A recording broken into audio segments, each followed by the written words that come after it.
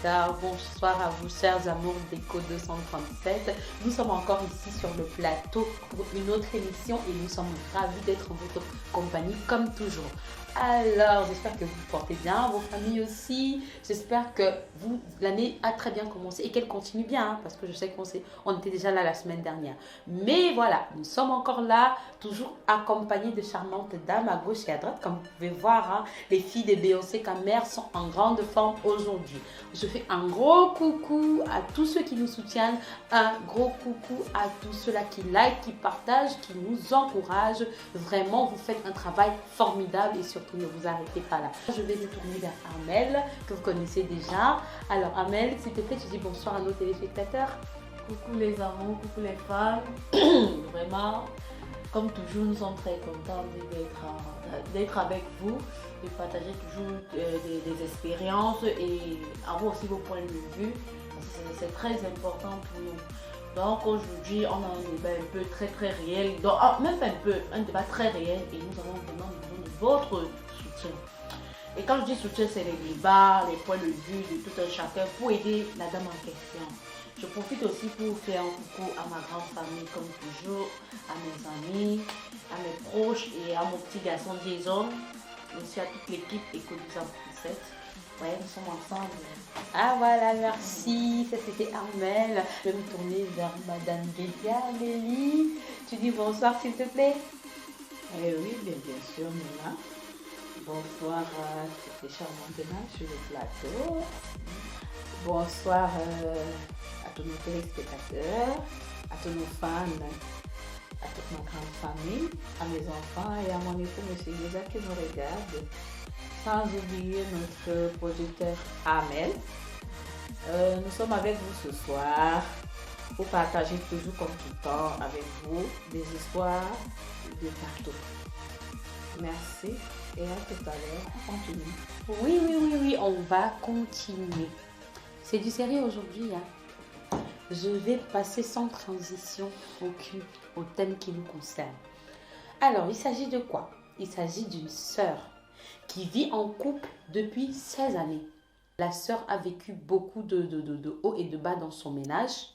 Et rendu à sa 16e année, monsieur décide qu'il veut faire la dot. Parce que jusqu'ici, il n'avait fait que le toquer porte. Lorsqu'ils ont eu leur premier enfant, il allait toquer la porte. Et aujourd'hui, le couple en a 3 déjà. Et donc, monsieur s'est rappelé qu'il pouvait doter et faire le mariage normalement. Il veut se rattraper, quoi. Donc, voilà, il l'a proposé à sa femme et elle, ça l'a fait réfléchir.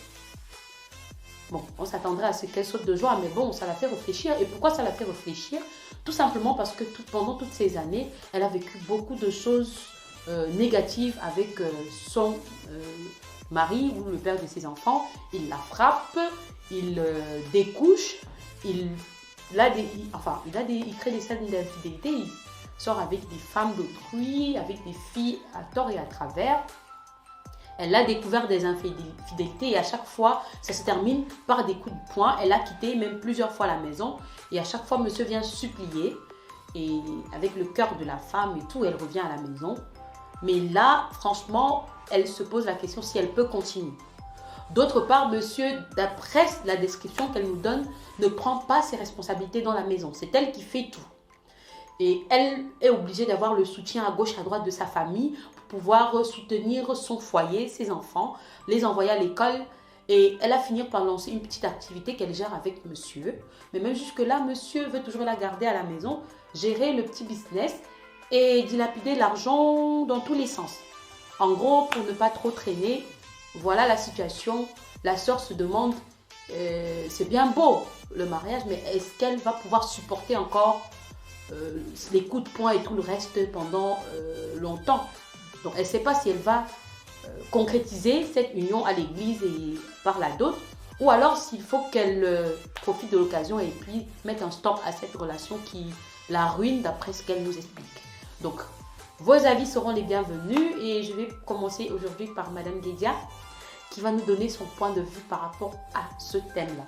Madame Guédia, nous t'écoutons s'il te plaît. Oui, merci Nina de m'avoir passé la parole. Ce que je veux dire, c'est que Ce débat, ce n'est pas comme on l'entend. Je crois qu'il y a un dessous. Et très souvent, moi, je ne sais pas être arbitre d'un problème à un sens. On n'a pas écouté le monsieur, c'est vrai, il a posé son problème, mais j'ai beaucoup de questions qui me trottinent le cerveau par rapport à ce problème. Déjà vivre 16 ans c'est long, avec un homme. Oui.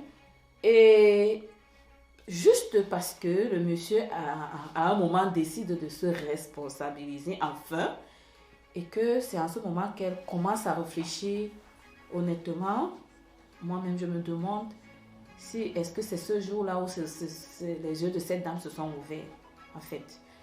Donc, Nina, pour ma part, il faudrait qu'elle nous dise la vérité, là, franchement. Parce qu'elle dit, le monsieur découche, le monsieur est irresponsable, il ne fait rien à la maison, tout vient d'elle. Oui. Mais elle a supporté cela pendant 16 ans. Ils ont fait 3 enfants dans ce même ménage où elle ne supporte pas aujourd'hui. Est-ce qu'elle ne s'était pas rendue compte? Moi, je crois qu'il y a quelque chose qui n'est pas de vrai. D'accord. Je crois, à mon avis. Ok. En tout cas, ça c'était l'avis de Madame Guédia. Sans plus tarder, on va passer à l'avis d'Armel. Armel, dis-nous, tu penses quoi du thème de ce jour? Ça, c'est un thème. Ça, moi, je ne me mets pas à la place de cette fille. Moi, le thème, si là, si c'était pour moi, là, 16 ans de vie avec un homme. Il parvient à me tourner, me fait des trucs. Bon, on a fait les enfants, c'est ça un peu qui m'a retenu à supporter même le peu de temps là. Maman, si le monsieur là se décide un matin qu'il veut me mettre l'alliance, je vais le botter.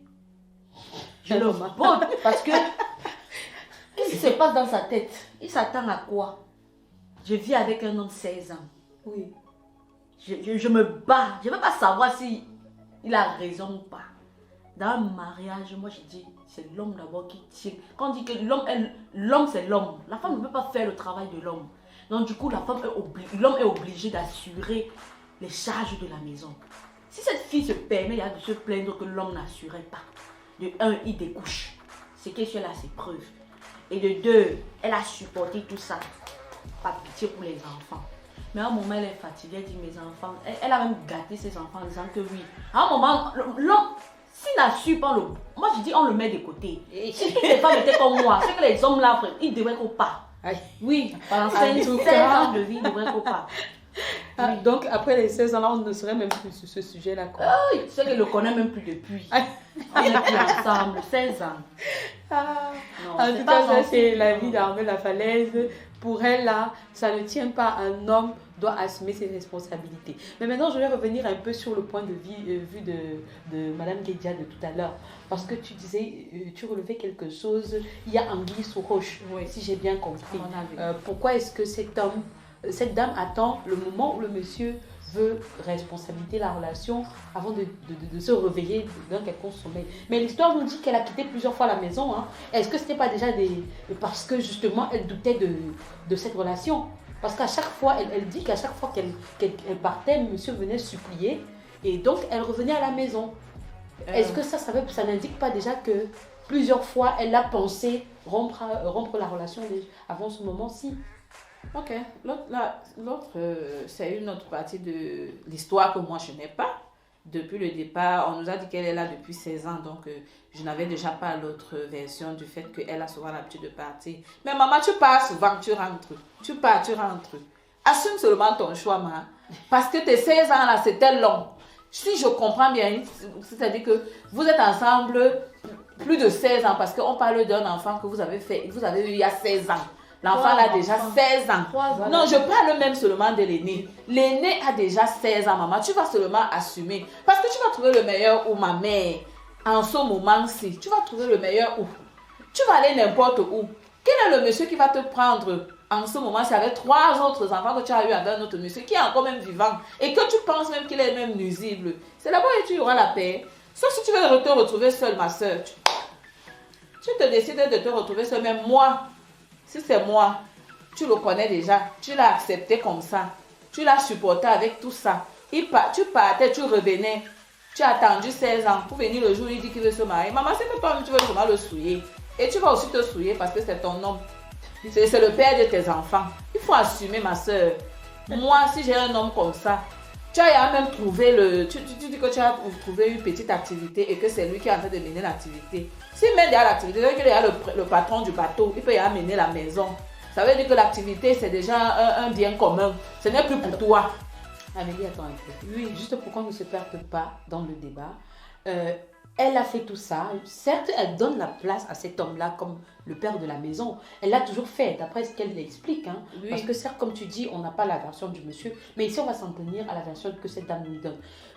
Elle a toujours pris à gauche, à droite dans sa famille pour soutenir son foyer. Mais là où elle se plaint de son mari, c'est que le monsieur, même le peu qu'elle vient mettre sur la table pour essayer de remonter le foyer, il dilapide à gauche, à droite avec des copinages. Je comprends, avec d'autres femmes qu'il côtoie à gauche et à droite. Et en plus, il ne veut même pas la laisser s'impliquer normalement dans la petite activité qu'ils ont mis sur pied. Il veut la garder à la maison, soi-disant parce qu'il est jaloux. Tu vois? Nina, moi je dis chaque chose a une fin. On peut se séparer même 10 fois. Mais à un moment, il y aura la vraie séparation. Donc, n'attends pas le jour que tu sais. Peut-être qu'il a même vu que la Gaëtan a stationné quelque part. Peut-être qu'il a trouvé que la fille était un peu stable financièrement. Elle avait une stabilité. Entre-temps, avant, il jonglait et tout, et tout, et tout. Maintenant que la fille a peut-être une base, quand il y a un bon compte chargé et puis elle a les vrais projets, c'est où le monsieur dit qu'il veut bloquer maintenant la femme. Elle va rester que, même si le million là entre, on va manger dans ma poche. Maman, je ne suis pas d'accord. Ma chérie, réfléchis. Parti, c'est parti. Pas, maman, ton argent là, les 16 ans là, il va se manquer. Mais, maman, en tout cas, tu veux partir, tu as laissé l'activité là à qui? C'est à quel nom? C'est à ton nom. Tu vas toujours le laisser avec. Si tu avais créé cette activité en son nom parce que c'était ton nom, tu lui faisais confiance. Tu pars, n'est-ce pas, tu paies. J'ai dit que assume tes raisons. Ça, c'est mon avis. C'est le conseil que... En tout cas, chacun est ici pour te donner le conseil. Moi, je te dis que si ce n'est que moi, j'ai fait 16 ans. J'ai appris à connaître le type là. Et avec ses mauvais et avec ses bons moments, maman, même si c'était mauvais, un jour c'était sucré. Parce que tout ne peut pas être mauvais. Tu fais 3 enfants avec l'homme là, maman. C'est que tu as pensé au planning familial quand tu as commencé à cuire. Si tu as fait 3 ans, il avait aussi les beaux jours. Moi, elle dit même que les femmes sont trop calculatrices. C'est sûr que même toi-même, madame, tu as quelqu'un quelque part qui est en train de te tourner la tête. Hey. Pourquoi c'est maintenant? Oui, il faut souvent penser aux choses comme ça. On voit seulement que non, peut-être parce que le gars, vu qu'elle est bien casée, elle a déjà quelque chose quelque part. Le monsieur aussi, peut-être, elle aussi, elle est déjà peut-être en train de vouloir refuser le monsieur. Peut-être parce qu'elle a déjà quelqu'un d'autre à côté. Ça peut ne pas être ça. Pourquoi? Parce qu'elle peut refuser le monsieur disant que bon, le mariage, elle a vécu. Le tout n'est pas de signer l'acte. Elle a vécu ça avec cet homme et ce n'est pas une fin en soi. Elle se dit, bon, elle et ses enfants, elle peut prendre ses enfants à maintenir ses enfants puisqu'elle c'est une femme battante. Quand on entend l'histoire, elle se bat, mais l'homme ne lui sert à rien. Donc, du coup, elle préfère être seule, être cadrée. Et s'il veut, il vient souvent regarder ses enfants. Mais elle ne voudrait plus avoir l'étiquette de femme au foyer. Parce qu'elle ne vit pas le foyer. Elle ne voit pas trop l'utilité de ça. Oui, donc du coup, elle préfère être seule et prendre soin de ses enfants. Pour moi, c'est l'idéal. Moi-même, je te soutiens. Moi, elle refuse pas ton avis. Maman, c'est mon avis. Oui. Non, mais attendez. Juste une chose, les dames. Je vais juste prendre un peu de ce qu'Armel dit. Ok, elle a trouvé que c'est mieux, l'homme, elle ne voit pas trop l'utilité de cet homme-là. Il faut qu'elle parte. Mais maintenant, les enfants dans tout ça, elle a un foyer. Parce qu'on va pas dire, moi j'appelle ce qu'elle a vécu jusqu'ici le mariage. Parce que dans nos réalités africaines, le mariage, c'est à partir du moment où tu vis en couple avec un homme. Bon, c'est vrai qu'il est juste allé toquer la porte, il n'avait pas encore douté. Mais quand on a déjà vécu toutes ces années avec un homme là, on sait que c'est déjà le mariage. Oui. Donc, maintenant, il y a aussi cet équilibre familial qui a été bâti. Il y a 3 enfants. Et ces 3 enfants-là dépendent du père, de la mère. Et ils savent qu'on a papa et maman. Est-ce que tu ne penses pas que décider maintenant de les séparer de leur père, ça va créer aussi un décalage chez les enfants avec leur papa? Justement, même ces enfants ont grandi peut-être dans un concept un peu très difficile avec la violence. Il y a que le monsieur appliquait sur la dame face aux enfants. Qu'est-ce qui prouve que les enfants n'étaient pas là quand ils battaient?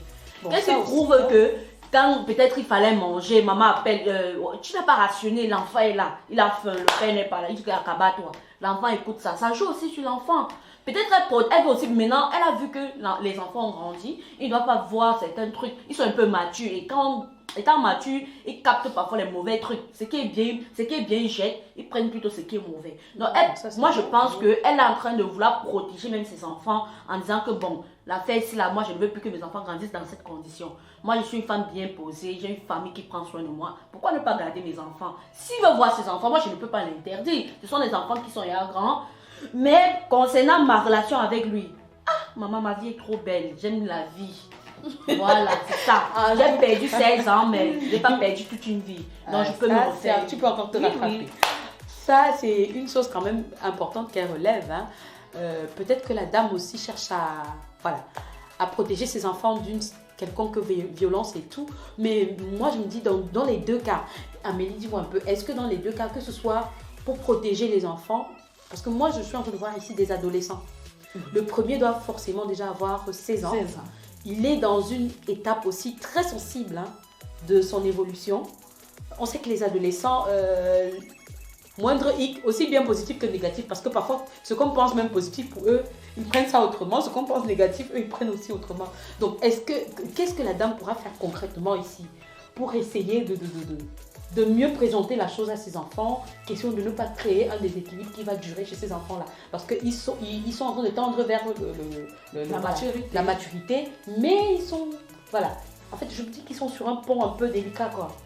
Donc, je ne sais pas, toi, tu penses En tout cas, vous avez mon avis. Le conseil que moi, je continue à donner à cette dame, c'est qu'elle a plus à perdre que ce monsieur. Parce qu'à tout âge, un homme peut trouver n'importe quelle femme. Oui. Et vivre avec. Mais une femme, c'est difficile. Surtout une femme qui a déjà acquis une certaine responsabilité. Et maintenant, est-ce que Amel a dit, peut-être elle veut protéger ses enfants. Moi aussi, à mon avis, elle peut vouloir protéger ses enfants alors qu'elle est en train de leur faire du mal. Parce que je ne suis pas sûre que ses enfants ont collé, ou alors est-ce qu'elle a présenté cette étiquette de mauvais papa depuis longtemps, pendant 16 ans, face à ses enfants. C'est ça aussi, parce que que moi, je me dis, elles essayent de protéger les enfants. Oui, elles essayent de protéger les enfants de la relation